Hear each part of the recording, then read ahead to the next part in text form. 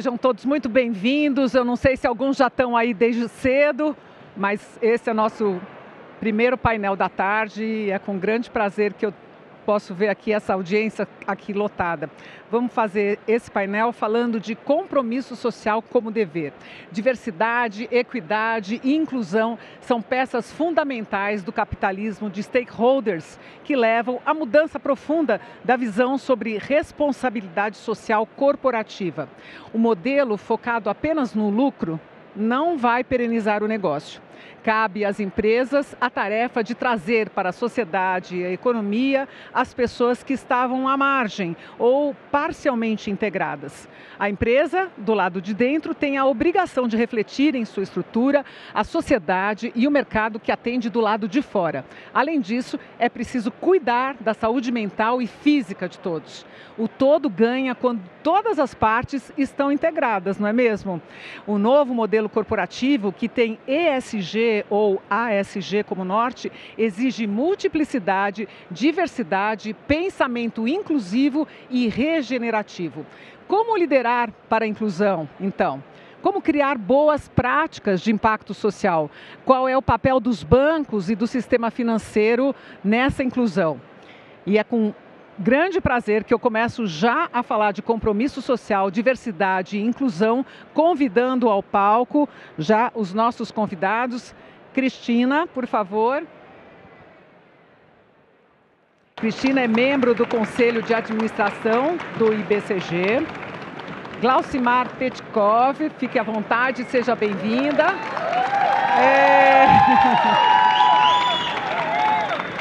Uma salva de palmas, não precisa pedir. Seja bem-vinda, Glaucimar. Glaucimar é diretora executiva e CCO do Bradesco. Convido também José Ricardo Saceron, vice-presidente de Governo e Sustentabilidade Empresarial do Banco do Brasil. Seja bem-vindo, Saceron.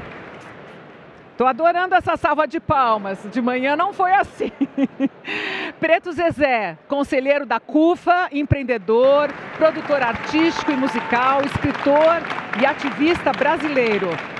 Bem-vindo, Preto Zezé. Que prazer ter você aqui com a gente. A gente sabe que ele viaja o Brasil inteiro, né, com a sua logística de distribuição de alimentos, de doações. Parabéns desde já pelo seu trabalho.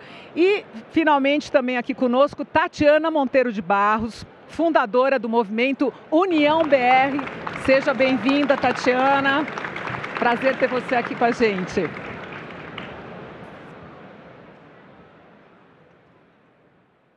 Bom, obrigada a todos vocês pela presença. Há uma frase muito conhecida quando a gente fala de diversidade, equidade e inclusão, que é que diversidade é convidar para a festa, inclusão é convidar para dançar. Trocando em miúdos, não basta criar programas para a contratação de minorias e grupos subrepresentados na sociedade, mas é preciso garantir oportunidades e instrumentos para que prosperem e cresçam profissionalmente nas suas carreiras. Estamos no caminho certo? Então, a pergunta eu já começo colocando aqui para Glaucimar Petkov para nos responder sobre o setor financeiro e, claro, especificamente no Bradesco, como é que está sendo feita essa inclusão e essa promoção, Glaucimar? Bom, gente, muito boa tarde, é um prazer estar aqui. Obrigada, Mona, obrigada, Febraban. E é um prazer mesmo, porque a gente vai falar de realidades e que precisam cada vez mais das nossas ações de uma forma bem genuína. E essa frase da Verna Mayer, que é VP, né, da Netflix, ela é perfeita, ela foi realmente uma pessoa iluminada nessa hora, porque nada como a gente ser convidado para a festa, nada melhor do que a gente ser retirado para dançar, e melhor ainda, por quem a gente quer que nos tire para dançar. E a organização tem esse papel, né, Mona? Fazer com que a gente possa viabilizar esse processo de que é inclusão. Ali a gente não está falando de diversidade apenas, a gente está falando de inclusão e como é que a gente faz para que esse processo literalmente aconteça.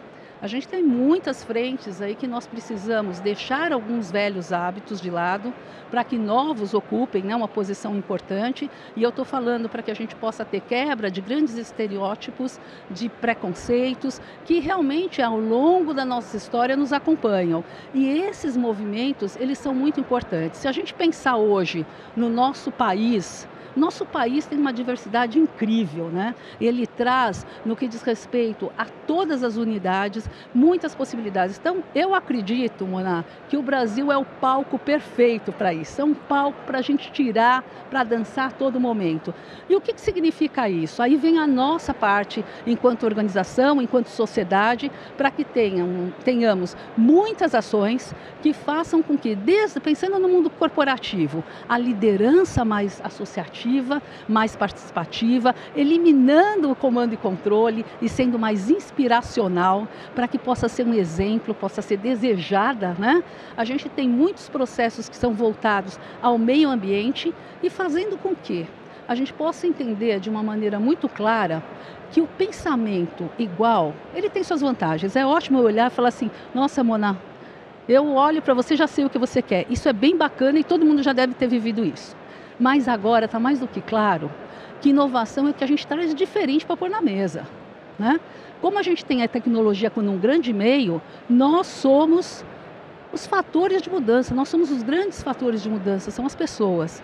Então, o grande ponto está como é que a gente está lidando com a pluralidade, como é que eu estou recebendo pessoas diversas no meu grupo para que elas possam participar. E isso é uma ação que tem um lado social, sem dúvida alguma, mas é uma ação de performance e de negócios. Mas isso tem que ter muito claramente um ambiente sadio, um ambiente favorável, um ambiente que cada vez mais se dispa de qualquer situação de preconceitos, de brincadeiras, de frases inadequadas. Eu acredito que todos devem ter visto, a Febraban está lançando também uma possibilidade de letramento muito importante.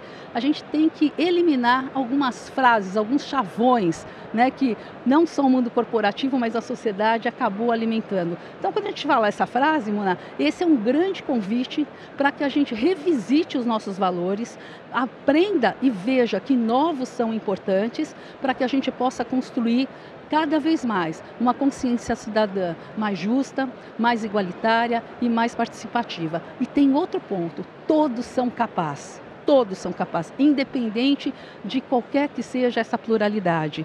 E já que isso ocorre, a gente tem que lembrar também que cada um dança de um jeito. Eu posso, por vezes, escolher a música que eu quero dançar. Aí é a verdadeira inclusão, quando eu dou o direito da pessoa crescer na sua carreira, quando eu dou e estimulo para que ela possa também ter as suas decisões muito claras. É fácil? Eu diria para você que é um exercício. E assim como ética, é um exercício diário, onde a gente, na verdade, vai higienizar, vai mudar alguns procedimentos e vai fazer com que o caminho possa ser. Por isso, é muito bom tirar para dançar, escolher a música e aproveitar com muita harmonia todas essas possibilidades que o movimento de diversidade, equidade e inclusão traz. Isso é possível? É claro que é possível. A gente vê principalmente nas instituições financeiras quantos movimentos, quantos exercícios e quantas ações já estão ativas. Todos os bancos que nós conhecemos têm estruturas direcionadas para isso e é um ganho, na verdade, social, sem dúvida alguma.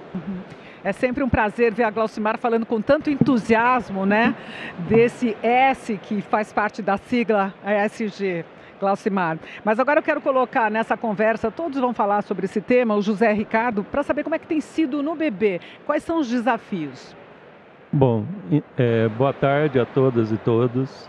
Agradecer a Febraban pelo convite e agradecer a Mona pela mediação e pela facilitação aqui do nosso painel. Primeiro, eu queria dizer que no Banco do Brasil nós temos a diversidade e o respeito a todos no nosso DNA. O Banco do Brasil está presente em todas as regiões do país, cidades grandes e pequenas, e empresta para os grandes produtores e para os pequenos. Nós temos financiamento a grandes agricultores e ao pequeno proprietário de terra na agricultura familiar. Isso é diversidade.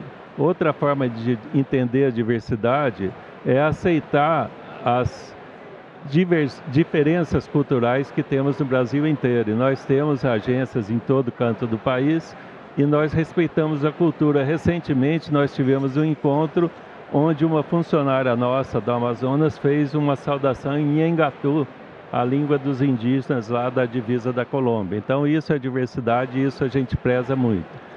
Mas falando de medidas concretas, Nós temos no Banco do Brasil 42% de mulheres, só que elas não estão representadas nos cargos de liderança. Elas estão representadas nos níveis mais baixos de lideranças.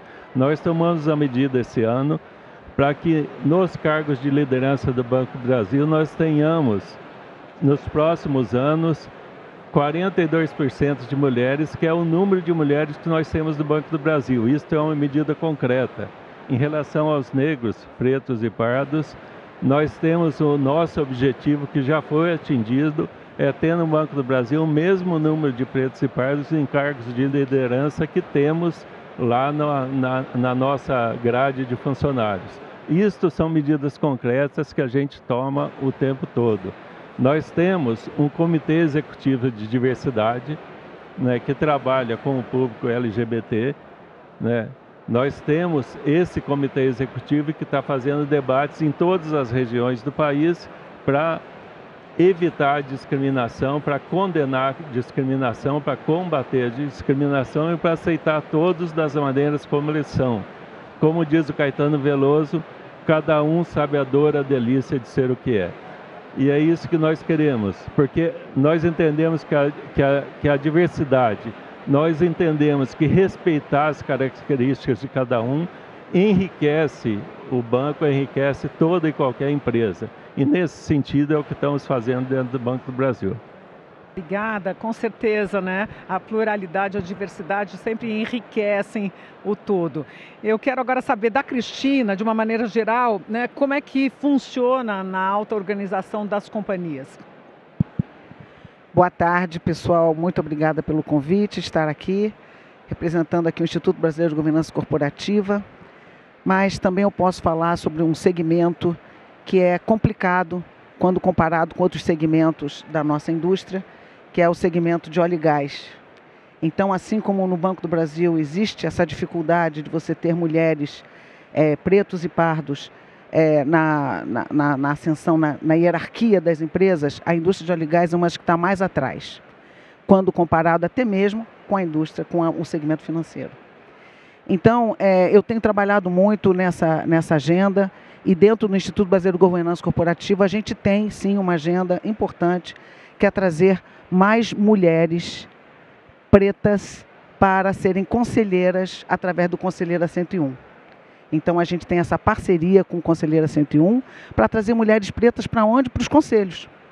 E temos também trabalhos fortes junto com o Women Corporate Directors também, para que a gente também traga mais mulheres para os conselhos das empresas. E por que isso é importante? Te respondendo, então. Existe um viés, e não é só no Brasil, mas no mundo, de desqualificar a competência das mulheres. E é por isso que a gente muitas vezes não está representada em palcos onde você pode ter realmente a sua liderança, exercer a liderança e, mais do que isso, as decisões, sejam do país, sejam decisões do board, sejam decisões das empresas. Então, identificar esses vieses é a primeira coisa que as empresas têm que fazer. Então, identificar quais são os seus gaps, quais são os vieses que levam com que você, hoje, não escolha uma mulher para que ela ocupe uma cadeira disputando com um homem ali. Vocês sabem, existe um trabalho da Harvard, que eu vi na Harvard Business Review, que é o seguinte: se você tem um homem e uma mulher para competir no mesmo cargo gerencial, a mulher tem 0% de chance de ir para essa vaga. Se você tem 2 mulheres e um homem, aumenta para 30%. E o que explica isso? São os vieses de quem escolhe. Então, as empresas elas têm que primeiro identificar este gap. A partir desse momento, então, a gente tem como evoluir para ações que sejam realmente inclusivas, né, e que você traga, não só atraia, como também você mostre que aquele ambiente é um ambiente onde a mulher pode ascender.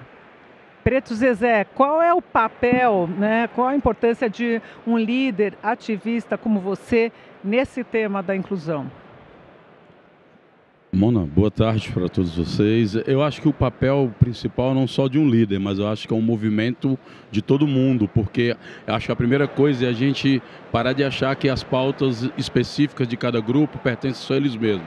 Então, não foram os pretos que inventaram o racismo, então o racismo não é um problema só dos pretos, então é um problema de todo mundo. Não foram as mulheres que inventaram o machismo, então reverter esse quadro de exclusão das mulheres é um papel de todo mundo. Acho que a gente tem que começar a ir para uma página agora, que eu acho que vai ser muito importante para a nossa luta de inclusão, que é de pertencer. Quando a gente olha para o sistema financeiro brasileiro, em que a gente olha que a maioria dos clientes são homens, mulheres, negros, se a gente olha os grandes bancos, Banco do Brasil, Caixa Econômica, você vai ver que mulheres e negros estão ali no processo. Então, os bancos têm que começar a entender isso, não mais somente, eu sempre quando eu estou no conselho de algumas empresas e também de alguns bancos, eu tenho falado que só diversidade e inclusão tem sido pouco. É preciso a gente cruzar uma linha de que o pertencimento e o resultado da inclusão desses setores tem a ver com receita e despesa. Se a gente não falar, não levar esse debate para esse lugar do dinheiro, da economia, infelizmente os movimentos que são organizados com essas agendas ainda estão muito presos ainda por conquistar espaço,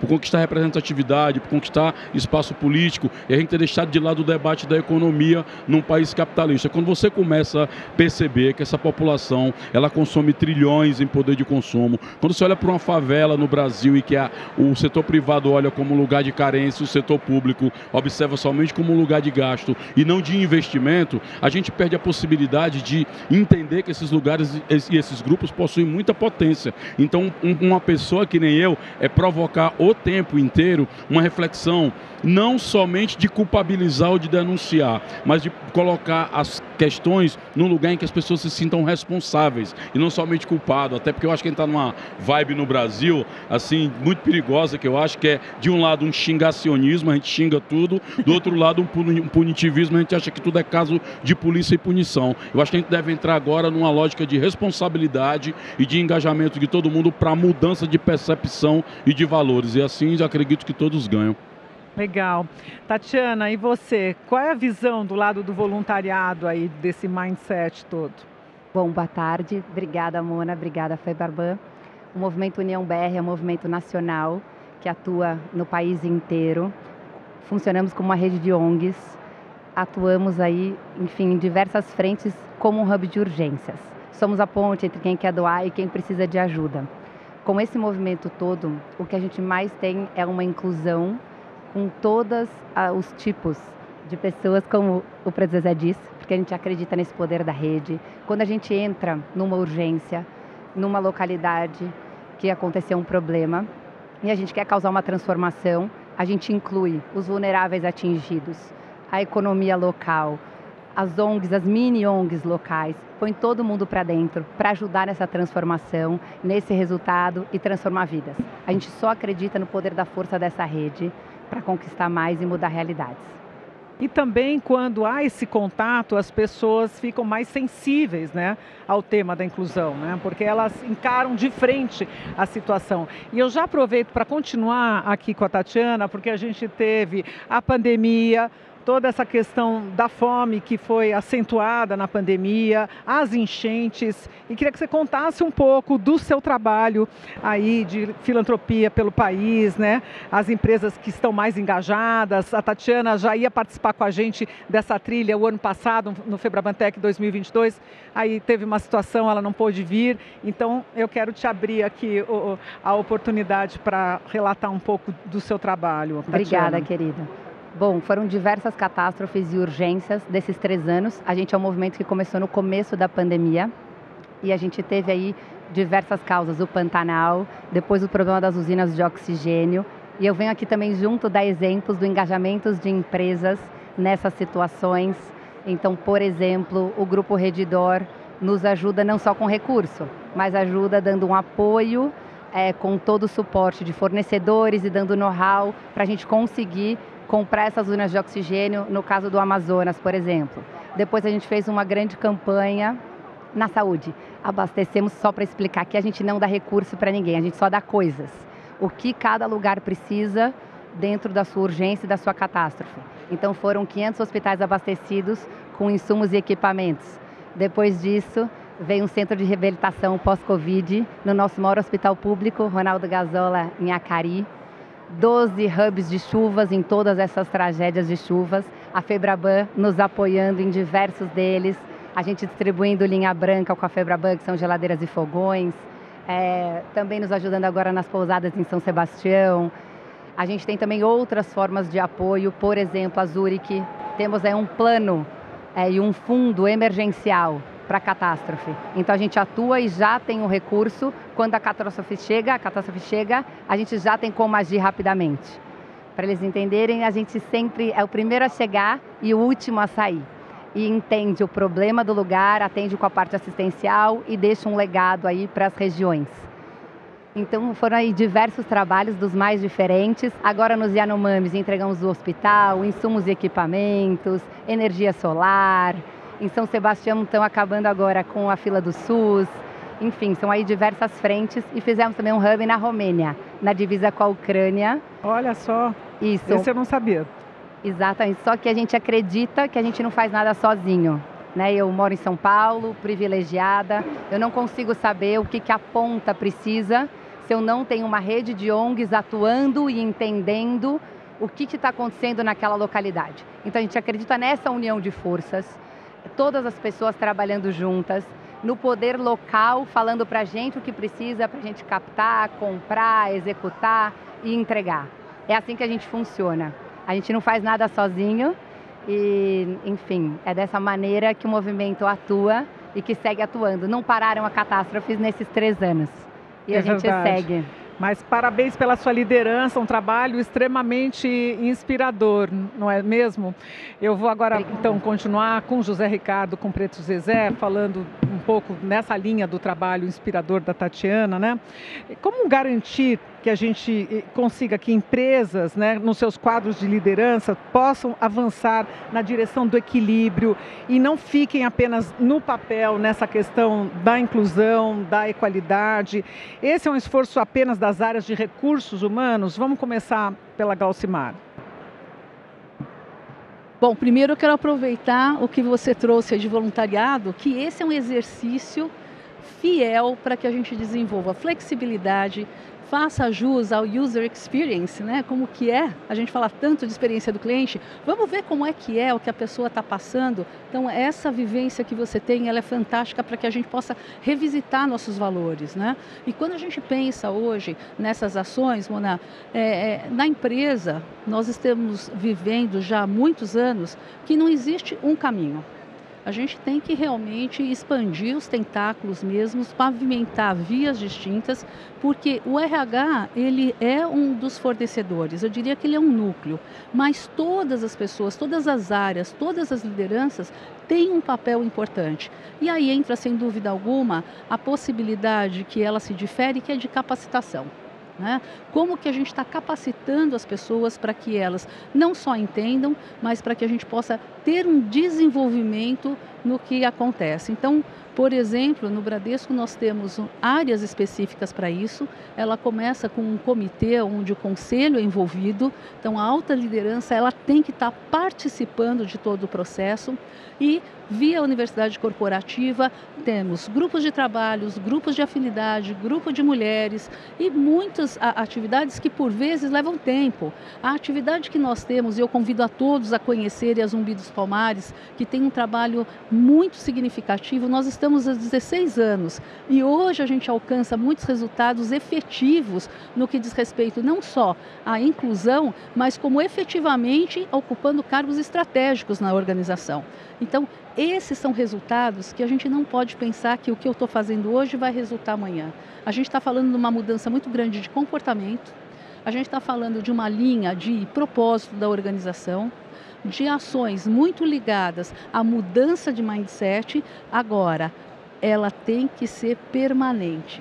Essa coisa de que a gente vai fazer a semana da diversidade, a gente vai fazer a semana LGBTQIA+. A gente vai ser o mês de maio vai comemorar X, março da mulher. Não funciona. Existem datas específicas que a gente pode fazer o que a gente quiser, mas assim, isso não é para comemoração. Isso é um processo de reeducação, para que a gente, na verdade, revisite, né, comportamentos que não são adequados e que a gente possa mudar. E a gente não muda apenas porque a gente deseja. A mudança de comportamento, todo mundo aqui de empresa sabe, ela leva muito tempo, né? É muito mais fácil a gente aprender matemática financeira, principalmente eu que venho da área de recursos humanos, falo isso de cadeira, do que a gente ter uma mudança de comportamento, como tirar uma pessoa que é tímida e ela se tornar extrovertida. Então, a gente tem que ter esse tempo, mas a gente não pode parar. E as instituições financeiras, por sua vez, hoje, estava escutando, né, do Banco do Brasil, a gente conhece dos outros bancos, temos áreas específicas para isso. Isso é muito importante, né, Cris? Porque não adianta a gente deixar a coisa e quem quiser vai e pega a bola quicando. Não, tem que ter uma governança. O G não está na sigla à toa. A governança, ela é a que dá a estruturação. Né? A gente tem o S no meio do SD, não é ao acaso, as pessoas são o fiel da balança, elas que estão mediando isso. Então, como que a gente pode fazer, tendo essa governança, atrelando processos onde a educação tem um papel extremamente fundamental. Então, palestras, painéis, reuniões com grupos, para que a gente possa trazer. A gente estava escutando a Cris aqui, ela fala muito do sentimento da mulher, né? A gente tem que se autoconhecer, a gente tem que se confiar, a gente tem que se livrar desses vieses do inconsciente, que eles são terríveis mesmo, e eles aparecem do nada, né? Parece que está tudo bem e aí surge. A gente tem que aprender a combatê-los. E não existe, na minha opinião, certo ou errado, ou o mundo masculino ou o mundo feminino. Nós somos uma sociedade única, a gente precisa construir uma consciência social e cidadã muito mais poderosa, porque a gente tem um caminho assim enorme pela frente. A gente tem lições aí para serem aplicadas em todos os patamares. Por isso não dá para deixar a coisa ela vai se fazer sozinha. Não. Sabe o gato de bota, o gato quando a Alice pergunta para onde quer ir e ele fala, depende, qual é o caminho, né? Ele fala, depende para onde você quer ir. Então a gente tem, enquanto empresa, saber para onde a gente quer ir e desenhar quais os caminhos que vão fazer isso. E saber, como eu disse, o RH tem uma vital importância, principalmente na formação dessas lideranças que vão viabilizar processos, principalmente com bancos como o Bradesco, que tem uma capilaridade. A gente está falando de Brasil, né, Mona? Como é que a gente alcança as pessoas, por exemplo, eu estava conversando hoje, temos algumas agências, como o Banco do Brasil deve ter, que para chegar em Manaus são 5 dias de barco. Então, assim, essas pessoas são importantes também, não é só quem vive na capital. Portanto, todas as nossas ações, elas devem ter uma visualização muito grande, 360 graus para que a gente fale, e por isso que enalteci também o voluntariado, que é uma frente extremamente importante para que a gente desenvolva relacionamento, flexibilidade e novas possibilidades. Proximidade também, né? Tá mais próximo, tem, porque a gente sempre fala da inclusão, tem não só a diversidade em relação à mulher, ao negro, mas as populações indígenas com deficiência, enfim, tem um caminho tão grande pela frente ainda, né? Acho que a gente está apenas, assim, começando nessa trilha, né? Queria ouvir agora a Cristina sobre isso. Eu queria juntar aqui o que eu ouvi do Preto Zezé falando sobre oportunidade, da gente ser positivo, né? E olhar que oportunidade que nós temos, né? E também com o que você falou, Glacimar, porque uma coisa que eu vejo que as empresas têm que fazer é o seguinte, elas têm que enxergar por que a diversidade importa. Por que é importante eu ter diversidade nos altos cargos da minha empresa? Por que é importante eu ter diversidade no conselho? Por que é importante eu ter diversidade na tomada de decisão? Porque, na verdade, isso financeiramente faz diferença. Faz diferença porque as análises de risco são diferentes, porque as histórias são diferentes, porque a solução e inovação, ela também contribui com a diversidade cognitiva. Então, na medida em que as empresas não enxergam que isso pode ser uma oportunidade e é uma ameaça, elas não incorporam isso nas suas análises de risco e, consequentemente, não colocam no seu planejamento estratégico. Quando não fazem isso, aí as ações ficam só nas palestras. Então, quando as empresas abraçam a causa, porque elas entendem que isso vai fazer bom para o negócio, que ela vai ter oportunidade de novos produtos, novos bens, vai alcançar uma outra comunidade, né?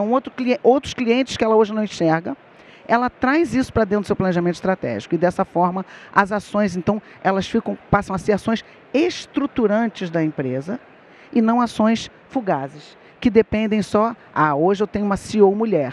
Aí essa CEO mulher, ela vai fazer um monte. Daqui a pouco muda para homem, vai tudo atrás. Eu vejo isso direto acontecer. Anda tudo para trás.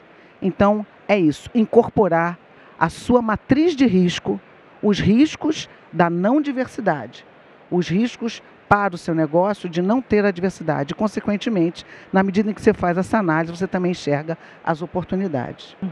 Agora quero ouvir o Preto e depois o José Ricardo sobre esse tema ainda. Numa das empresas que eu sou conselheiro, foram fazer uma avaliação do balanço social dessa empresa. E estava lá alguns milhões que eles tinham colocado em verba de publicidade, né, de mídia para a CUFA. E estava no quesito social. E aí a gente foi almoçar, eu fiquei com aquele incômodo, pensando como aquilo estava me incomodando, e caiu a ficha. Era que aquela mídia que ele coloca como social nas minhas ações na ponta, ela me dá mais musculatura no meu território. Conforme ela me dá mais musculatura, eu converto isso em mais mobilização. Conforme eu aumento minha mobilização, ela aumenta mais a audiência. E conforme ela aumenta mais a audiência no veículo de comunicação, ela aumenta a receita de publicidade. Então é um social que completa o econômico. Eu tenho visto nas empresas muito esse empurra-empurra. Quando chega o tema diversidade, e esse tema inclusive nem recorta todos os temas, porque cada um tem uma especificidade diferente, principalmente da questão racial, que você tem um país herdado em cima da escravidão na sua maioria da sua existência. Mas é que é um empurra-empurra de não entendimento de que esses setores desdobram em receita. Isso é um entendimento que eu acho que é confuso ainda em todas as empresas que eu vejo. Eu vejo pessoal pedindo para ter uma vaga, para ter um espaço, mas eu acho que se a gente começa a ter um plano, eu vejo as empresas falarem que investem dinheiro no negro, na mulher, no jovem, faz ação X, faz ação Y. Aí você vai para a reunião do conselho de administração de alguma, só tem homem branco, tipo nosso amigo. Não que não é problema nenhum. Mas é que o nosso discurso, ele tem que ser bom para fora e tem que ser igual como a Marisa Monte fala, de fora para dentro e de dentro para fora, entendeu? Não adianta a gente ficar numa reprodução. E eu acho que o risco que se corre quando a gente não consegue consolidar isso é muito parecido na gestão pública, que um gestor faz uma coisa boa, quando termina, entra outro governador, prefeito ou presidente, destrói tudo que o outro fez para ninguém lembrar. Não há controle da sociedade sobre isso, não é mecanismo de participação e transparência que se conheça esses processos, que se aproprie deles, e as empresas não conseguem também entender, porque aí tem que as coisas estão andando muito rápida com a tecnologia, de que essas agendas elas vão mudar o tempo todo e é necessário você estar o tempo inteiro ali criando ambientes em que essa conversa possa acontecer de maneira tranquila. Eu vejo agora, por exemplo, nesse tema da questão racial, de gênero, LGBTQIA+, tá todo mundo meio com o dedo, porque não, eu posso falar uma coisa errada. Gente, desencana, tá todo mundo aprendeu tudo errado, todo mundo fez merda pra caramba, e a gente tem duas escolhas: ou a gente se recolhe e vai deixar a merda acontecendo, ou nós vamos cagar as mãos e vamos limpar tudo e fazer tudo direitinho, porque não tem outra saída. E não tem ninguém que tenha a receita certa, tá? Não há monopólio do bem e da verdade. Tá todo mundo aprendendo. Eu vou dar um exemplo para vocês. Vamos pegar a questão racial. Digamos que esse auditório aqui é uma representação do Brasil. Inclusive, muito inteligente essa coisa de fone, eu gostei, porque ninguém fica conversando, fica todo mundo prestando atenção. Mas digamos aqui, eu vou pegar o Data Preto Zezé e fazer uma pesquisa aqui na sociedade brasileira. Quem acredita que existe racismo no Brasil, levanta a mão, por favor. Brasil. Ó o Brasilzão. Tá vendo, né, Mona? Total, 99% do Brasil acredita que existe racismo. Aí eu pergunto, senhoras e senhores brasileiros, quem é racista aqui nesse país? Aí acontece esse fenômeno sofisticadíssimo, que é um processo que todo mundo assume que ele existe, mas que ninguém pratica. E aí a pergunta no Brasil é, onde é que a gente esconde isso? Aí esconde quando a gente entra numa reunião, só tem senhores brancos, diretores, esconde quando as verbas definidas nos departamentos das empresas vão sempre por setores já comuns e já estabelecidos, esconde quando a gente olha para o parlamento brasileiro, de novo está lá o mesmo perfil, parece que a gente está na Suécia. Então assim, se a gente vier no próximo encontro da FEBRABAN Tech e tiver um auditório diverso, como é o nosso país, eu acho que a gente conseguiu avançar algumas casas. Se a gente continuar vindo e quando eu entrar no auditório achar que eu estou na Finlândia ou na Noruega, então a gente fez tudo errado. Então o melhor critério da verdade é a nossa prática, que a gente pratique, e o erro faz parte do aprendizado, tá? Sem medo de errar, para poder participar dos processos. O erro é educativo. José Ricardo, você agora. Ô, Preto Zezé, eu não tenho como esconder que eu sou branco, loiro de olho azul. Não tem mesmo. Tá nem precisa, tá? Nem precisa. Mas o que é importante para mim é o fato de dentro da gente, a gente ter a disposição e o entendimento que nós precisamos combater o racismo, que o Brasil é um país racista, o Brasil é um país misógino, o Brasil é um país elitista, né? Quer nós sejamos isso ou não. Então é obrigação de cada um de nós combater isso, tanto socialmente, dentro da nossa convivência social, quanto dentro das empresas, né?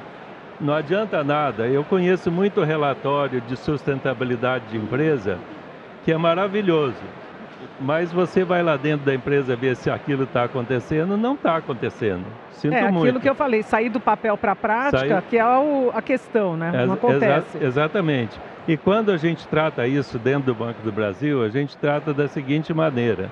Nós precisamos, primeiro, dar o exemplo da alta administração, né? Tanto que nesta gestão do Banco do Brasil, nós temos a primeira mulher presidente do banco em 214 anos. E ela tem 4 VPs mulheres também. Mulher negra, nordestina, gay. Ela mesma se assume. Né? E dos 8 vice-presidentes, são 3 mulheres. Né? Então nós temos na alta administração, a gente pratica a diversidade. Nós procuramos agora recentemente trazer para dentro do debate cultural, que esse é um debate cultural muito importante. Transformação cultural não se faz no papel, nem escrevendo discurso bonitinho. Transformação cultural se faz no dia a dia. E o que nós estamos fazendo? Tem grupos auto-organizados dentro do Banco do Brasil que nós estamos trazendo junto com a alta administração para mudar a cara do Banco do Brasil, para mudar a postura do Banco do Brasil em relação à diversidade. Nós temos grupos de Black Power, temos grupos LGBT auto-organizados que estamos trazendo para junto de nós, temos grupos de mulheres, né? Por exemplo, nós temos um grupo chamado Mulheres na TI, que procura diversidade dentro da TI, que é um setor altamente masculino. Altamente masculino. E este grupo é liderado nada mais, nada menos pela nossa vice-presidente de tecnologia. Então, esse tipo de transformação nós temos que buscar. Recentemente, nós fizemos encontros de lideranças no Brasil todo, né, envolvendo cerca de 7 mil gerentes, 7, 8 mil gerentes e gerentes de conta do Banco do Brasil. O tema principal desses discursos os 2 temas os principais eram diversidade e uma coisa que a gente chama de tudo junto e misturado, para trazer todo mundo junto para debater essas grandes questões envolvendo o Banco do Brasil.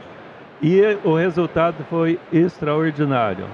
Muita gente chorou durante os encontros, né? Até me emociona falar isso, mas essa grande transformação é que a gente tem que fazer no dia a dia das nossas empresas.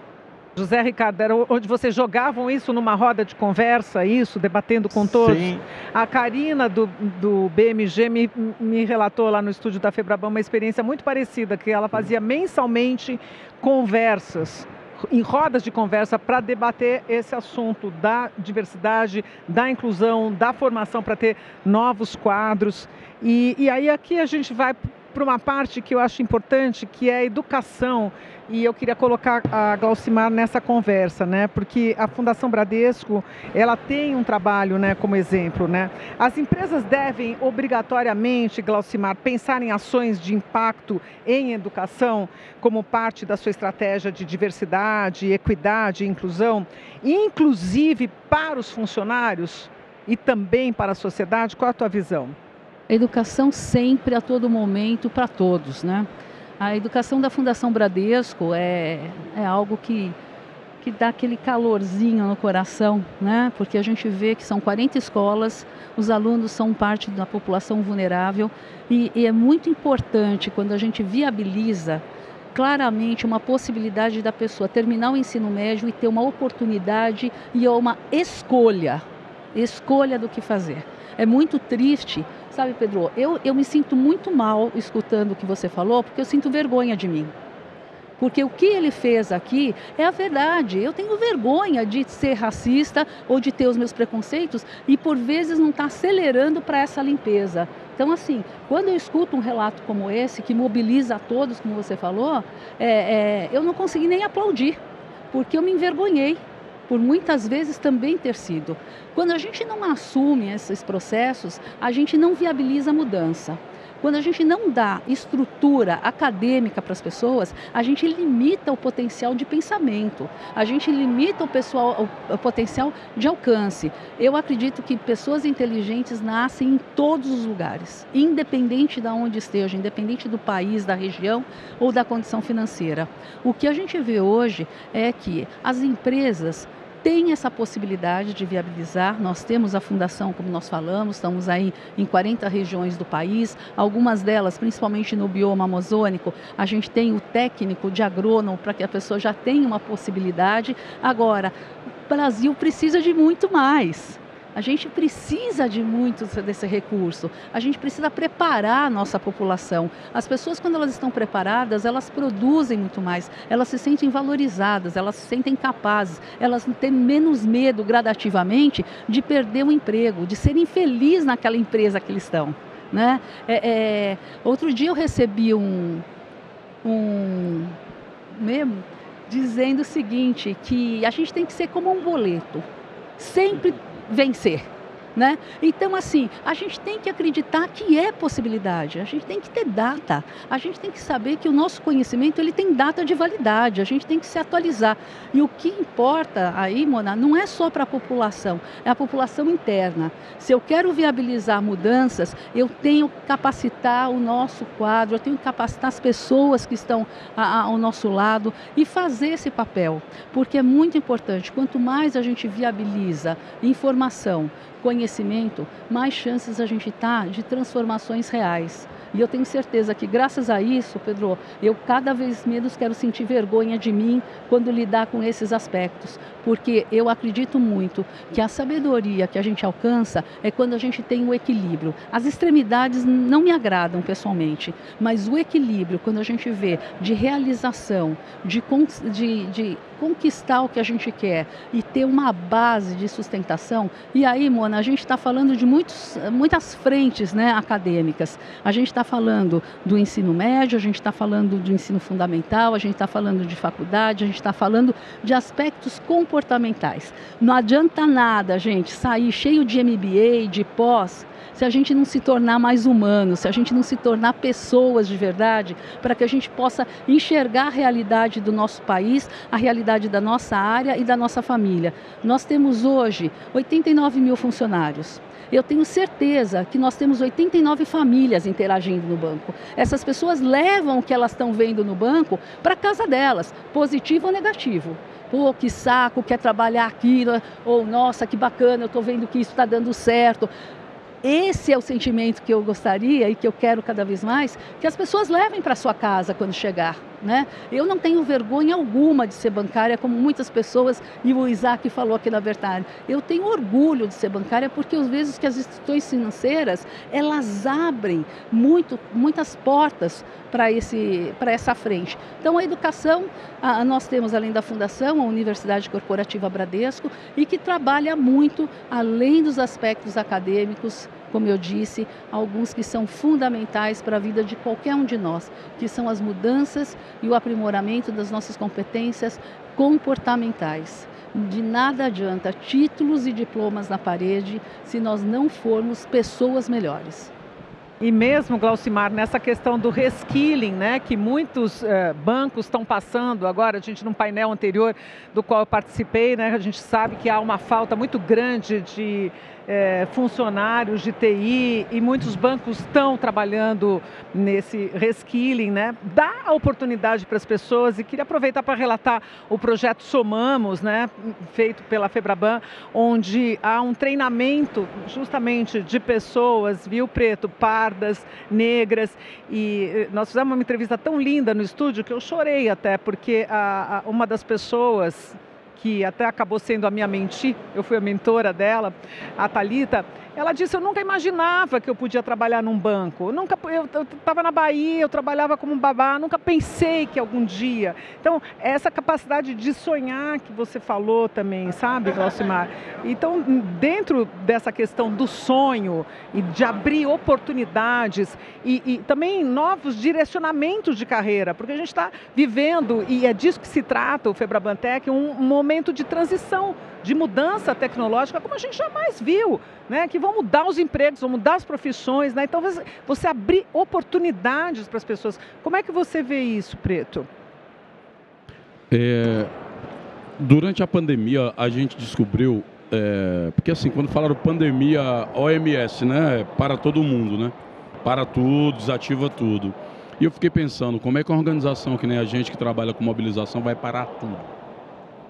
E a gente começou a ver que a ideia de isolamento social, álcool em gel, né, fica em casa, era uma coisa para algumas pessoas. As pessoas de favela nunca tiveram o direito de ficar em casa, porque estava limpando o chão, servindo a comida do aplicativo, sendo babá, sendo porteiro, cuidando de estocar remédio na farmácia, no supermercado, enfim, dentro do trem, dentro do ônibus, em todo lugar. E aí o que a gente descobriu? Que a gente, depois da pandemia, era muito mais forte do que a gente acreditava ser.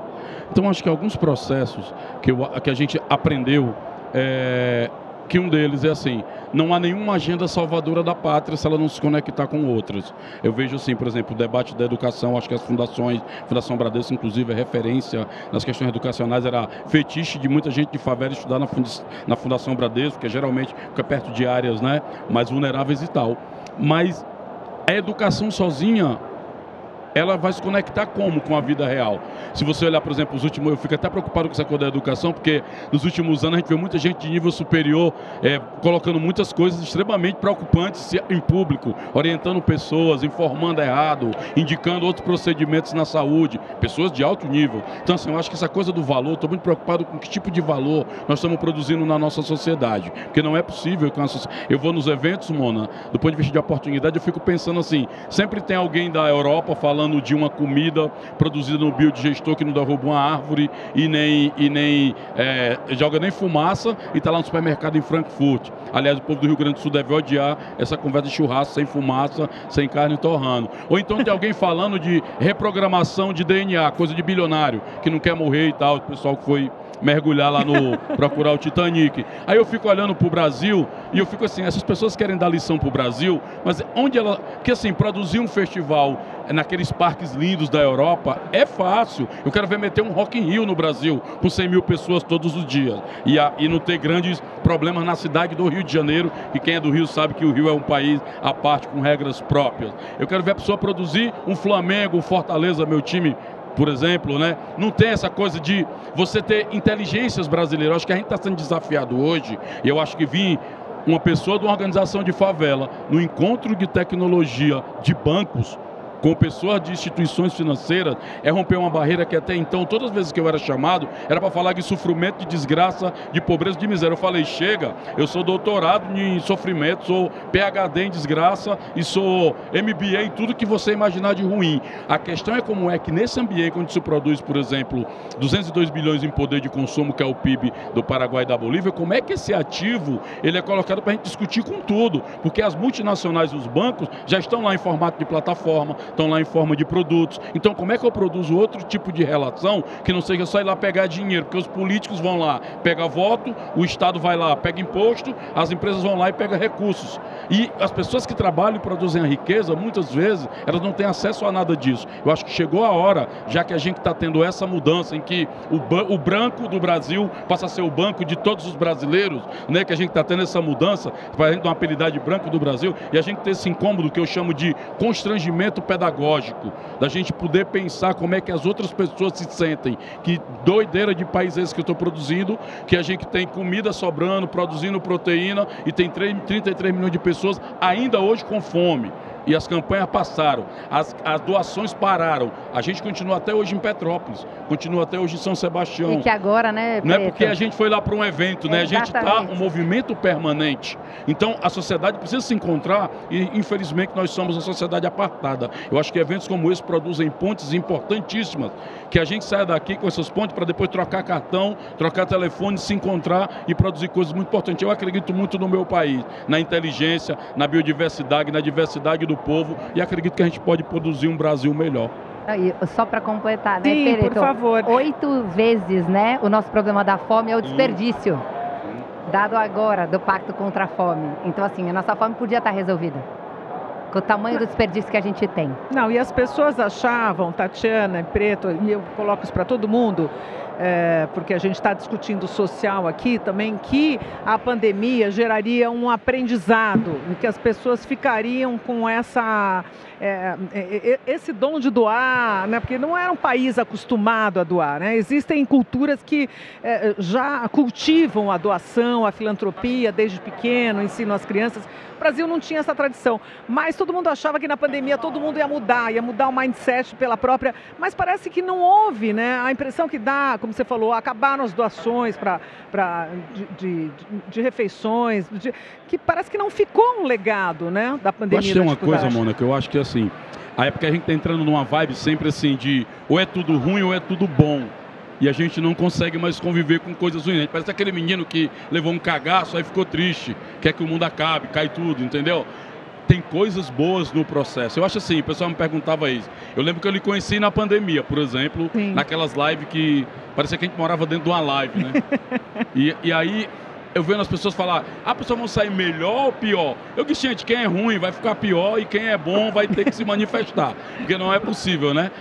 Mas assim, eu fiquei pensando na quantidade de gente que a gente conheceu. Por exemplo, eu fui descobrir numa pandemia com que diabo é que come um Complaz, que eu não sabia se era salgado, se era doce. Mas quando eu tive que fazer um contrato com a Vale do Rio Doce e com a Petrobras, que veio um contrato que parecia uma tese de doutorado, 300 mil páginas, que o nosso jurídico olhou, né, que teve que ter auditoria, KPMG, PwC, pô, que diabo é uma auditoria? Você vai saber o que é o stakeholder, o que é share, o que é match. Match na favela é outra parada, dá nem pra gente pensar no que é. Então assim, você teve que descobrir, pelo menos para nós, a gente adquiriu novos ativos, novas maneiras de ler e olhar o mundo e novas competências e colocar a gente aqui, e colocar a gente discutindo com o sistema financeiro, com os proprietários dos bancos e dizendo para ele, ou a gente divide riqueza e oportunidade, ou todos nós vamos conviver com grandes tragédias e não adianta comprar submarino para visitar o Titanic depois.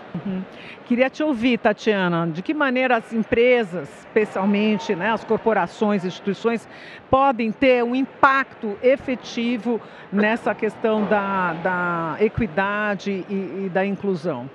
Eu acho que as empresas podem atuar de diversas maneiras. A primeira, claro, que todo mundo sabe, é o recurso financeiro. Mas, além disso, as empresas podem pensar em ter outros tipos de ação, de impacto, com resultados assim que realmente transformam. Vou dar um exemplo. Quando a gente fez o centro de reabilitação pós-Covid no nosso maior hospital público, que é Ronaldo Gazzoli, em Acari, no Rio de Janeiro, o hospital estava sem ar-condicionado. Ele é a nossa referência de Covid no Brasil, para todos os centros de pesquisa e tudo, é esse hospital. A Ambev mandou 35 funcionários. Ficaram lá por 5 meses, consertando o ar-condicionado, no auge da pandemia, desse hospital. Então, tem várias maneiras como as empresas podem se colocar, não só necessariamente com recurso financeiro. Então, Preto, a gente tem um monte de apoio, de fornecedor com empresa que fornece um serviço que ela é boa naquilo e disponibiliza os funcionários para atuarem com a gente nessa parte. Então tem assim diversas maneiras e as pessoas não podem ficar só centradas nisso. E as empresas são feitas de pessoas, né? Então isso faz toda a diferença. Os funcionários... tem uma coisa, viu, Tati, que eu acho que a gente também viu, é que assim, nós estamos tratando com prestação de serviço ao consumidor, certo? Setor financeiro. Nós vamos chegar no nível que hoje, diferente de outros momentos, a pessoa postar uma coisa no Instagram, demite alguém, cai um diretor, perde o emprego, queima o filme da empresa, cai o valor dela na bolsa. Então, assim, o tipo de consumidor que está se formando no Brasil começa a olhar e dizer assim, por que eu vou colocar o meu dinheiro aí? E vai começar a gerar uns fenômenos, tipo quando uma marca de roupa produz um negócio e que não contempla pretos nos Estados Unidos, a Beyoncé faz uma postagem e aí tem que tirar o modelo do ar. Então, no Brasil está começando um aviso para as empresas. Há núcleos de consumidores que começam a pensar assim, eu vou colocar meu dinheiro aqui, mas volto em resultado para quê? Então, para as empresas ficarem sabendo que produzir diversidade é estar produzindo também receita para as suas empresas, e quando elas retornam para essas pessoas, constroem uma cultura de relacionamento diferente. E importante, né, para as empresas estarem também com a escuta do que exatamente está precisando. Então, tem vezes que a empresa quer muito doar a cesta básica para uma localidade tal, mas aquela localidade não está precisando de cesta naquele momento. Vou dar o exemplo dos Yanomamis. Aconteceu isso comigo, uma doação gigante. Eu falei, olha, o custo de logística é enorme, os indígenas não comem essas comidas, não adianta dar essa cesta, o dinheiro é jogado no lixo, é bonito para inglês ver, mas não vai funcionar. Eu falei, olha, a gente trabalha com uma comida desidratada, nutritiva, tipo aquela comida de astronauta, sabe? De fácil logística. Vamos desenvolver uma comida para indígenas específica, com o que eles gostam, escutar eles. O que eles gostam, qual a mistura, o que eles comem. Vamos fazer isso? Vocês topam? Aí o doador parou para pensar, levou para o conselho, voltou. Ai, Tatiana, você vai conseguir fazer isso? Vamos então escutar e vamos fazer. Levamos para lá uma comida que eles gostam, que eles estão testando. Mas a empresa precisa ter essa troca da escuta com quem está na ponta, do que quem está sabendo o que está acontecendo. Então, isso faz toda a diferença no resultado final, já que a empresa quer ajudar de alguma maneira. Muito legal, Tatiana. Nossa, está sendo tão rico esse debate, assim, muito legal. Queria ouvir agora a Cristina, né? Você já escreveu sobre a sua jornada pessoal, Cristina, dizendo, né, claramente que é preciso prestar atenção às oportunidades que o ESG traz para ampliar a presença de mulheres, né, no C-Suite e no conselho das empresas, né? Aumentar essa presença é uma questão de esforço pessoal das mulheres, apenas, ou é a gestão que está perdendo por não ter a diversidade nos conselhos? Você já falou um pouquinho, mas não custa reforçar. Eu posso falar algumas outras coisas que eu não falei sobre esse mesmo assunto. Eu estava comentando antes da gente entrar, né, que o Jared Diamond, que é um antropólogo que eu admiro muito, muitos de vocês devem conhecê-lo, eu vi uma palestra dele em que ele disse que a grande ameaça para o mundo são 3 fatores de ameaça para a vida humana no planeta nos próximos anos. O primeiro são as mudanças climáticas. Não nessa ordem, vou falar os 3. Mudanças climáticas, recursos naturais sendo degradados de maneira acelerada e a desigualdade. E as empresas têm que entender que a desigualdade é uma grande ameaça para os negócios. Enorme, assim como as outras também. Então, as empresas que não estão adotando na agenda ESG e estão só fazendo filantropia, por exemplo, que foi uma coisa que a gente fazia há muito tempo, né, na parte de responsabilidade social e tal, elas não estão colocando a sementinha no território onde elas atuam, de forma que haja uma transformação.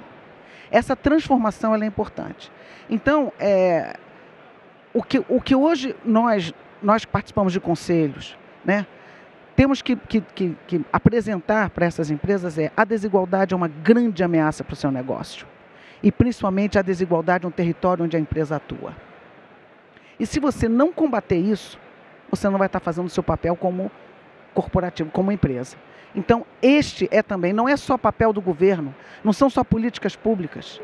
Nós todos temos que fazer, e as empresas têm aí um papel e um potencial enorme de atuar, de forma que possa até mesmo identificar, como eu disse anteriormente, oportunidades de negócio para alavancar sua receita, seus lucros e continuar transformando, porque tudo tem que dar lucro.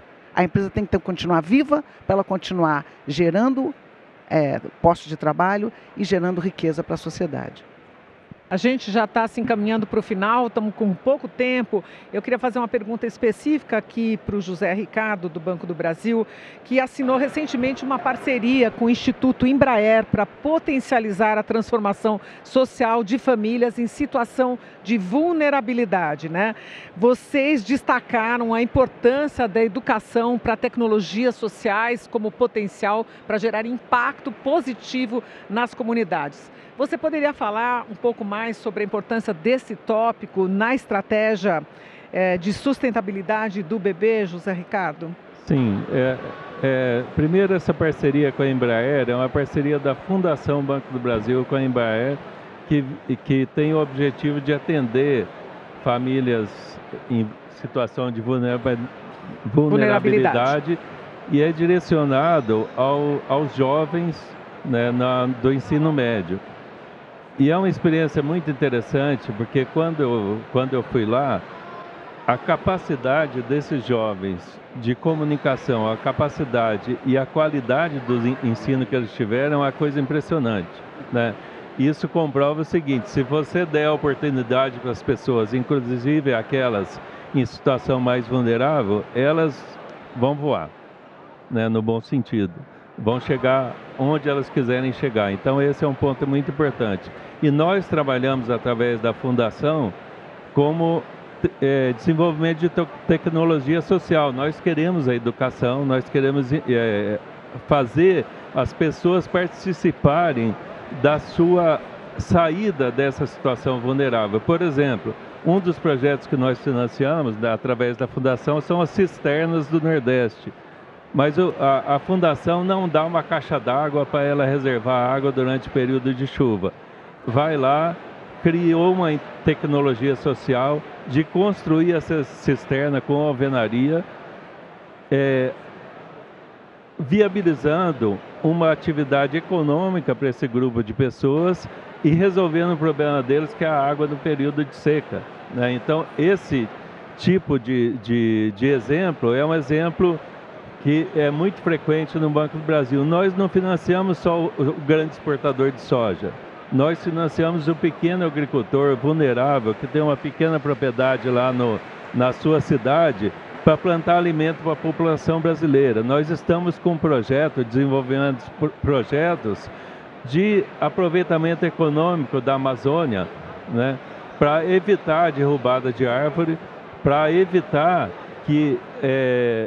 para disponibilizar para aquela população um tipo de atividade que conserve o meio ambiente e ao mesmo tempo eles consigam viver daquilo. Então, esse tipo de atividade que envolve educação de um lado e viabilidade econômica do outro é o que o banco pode contribuir. A gente tem que reconhecer que banco existe para ganhar dinheiro, banco existe para emprestar dinheiro, mas nós podemos emprestar e viabilizar atividade econômica para a grande parte da população brasileira, inclusive a mais vulnerável. E banco existe para transformação social também, que é o que a gente está discutindo aqui. Sem dúvida nenhuma. Gente, infelizmente nosso tempo terminou, tem um outro painel daqui a pouco que deve começar com o meu colega João Borges, diretor de comunicação da Febraban, com o Prêmio Nobel, Daniel Kahneman. Eu quero agradecer muito a todos vocês, Tatiana Monteiro de Barros, em nome da Febraban, Preto Zezé da CUFA, muito obrigado, José Ricardo Sacerson, do BB, Glaucimar Petkov, do Bradesco, Cristina Pinho, do IBGC. Foi um prazer enorme conversar com vocês e espero que tenha sido muito inspirador esse painel, gente. Muito obrigada.